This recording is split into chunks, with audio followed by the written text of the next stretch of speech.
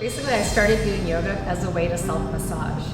I graduated from uni and I started working and I didn't realize how much tension I was holding until I had my first massage session, and the lady couldn't even put pressure on my body. I was so sore and tender.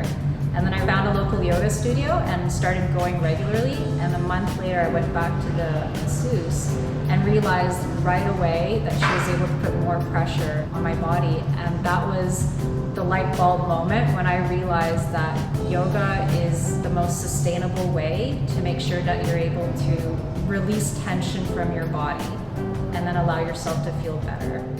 I enjoy teaching because it gets me out of the office, and it just takes a week that would otherwise be quite serious and analytical, and it adds that aspect of playfulness in it. So I think a lot of guys are reluctant to start stretching through yoga because they always start off thinking that you have to be good at stretching to actually practice. And then my response to that is, if you're strength training, you don't necessarily have to be good to actually get on the gym floor and lift some weights. You adjust the weights to your level. So it's the same thing with yoga. So I've had a few clients that would come in and then take up yoga and stretching regularly, and they've told me that they're able to increase their range of motion, get into the positions where they're able to take on a bit more load, and actually increase their strength, because now they're strengthening the muscle along its entire kind of range of movement rather than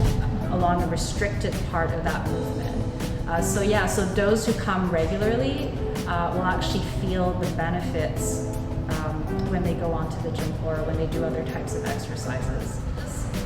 Come and try it. Whatever expectations that you kind of have seen through social media, put it out the door.